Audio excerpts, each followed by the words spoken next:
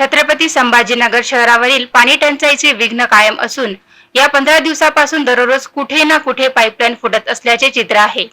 सोमवारी पैठण छत्रपती संभाजीनगर महामार्गावर पिंपळवाडीजवळ रस्त्याचे काम चालू असताना पुन्हा एक जलवाहिनी फुटली आहे।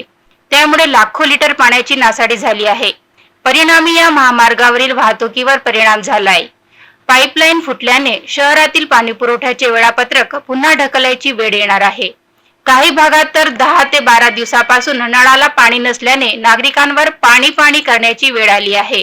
छत्रपती संभाजीनगरला पाणी पुरवठा करणारी पाईपलाईन जर फुटली। हा मावसाळा गावात त्याच्या परिवारासकट राहत होता।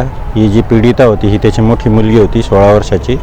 त्या दिवशी रात्री संध्याकाळी 7:30-8च्या टायमाला तो दारू पिऊन घरी आला आणि 2 लहान बहिणी आणि ती मुलगी बाहेर खेळत वटावरती खेळत असताना बायकोला म्हटलं मला जेवायला वाढून दे आणि बायको आत ते हे करायला गेली। तेवढ्यात त्याने त्या मुलीला घेतलं, आपण वीटभट्टीवरती कागजीपुराच्या वीटभट्टीवरती सामान आहे ते सामान घ्यायला जाऊ असं त्याने बळजबरी नाही म्हणाली तरी त्याने जे आहे तर तिला बळजबरी मारत तिकडं नेलं।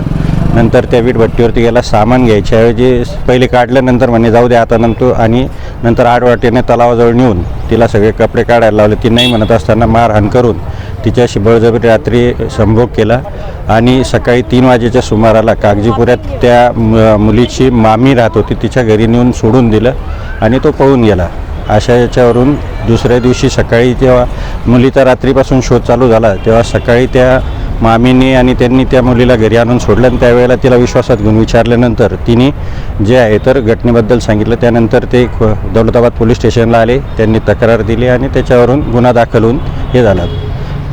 सरकार पक्षातर्फे या केसमध्ये एकूण 10 साक्षीदार तपासण्यात आले।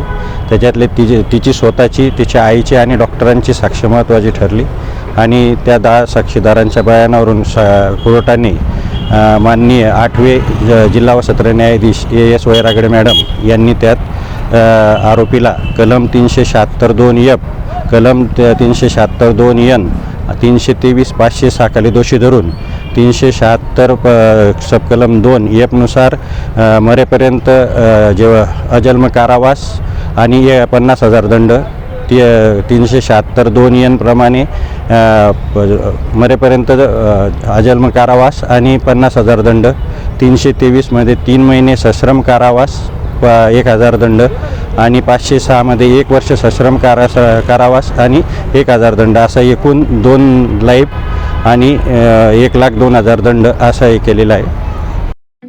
ठळक घडामोडींसाठी देशोन्नती न्यूज चॅनलला सबस्क्राइब करा आणि बेल आयकॉन प्रेस करा। मुंबई, पुणे, नागपूर, मराठवाडा असो का विदर्भ, राजकीय, सामाजिक, शैक्षणिक क्षेत्र असो का क्रीडा, सर्वच घडामोडीचे विश्लेषण पाहायला विसरू नका।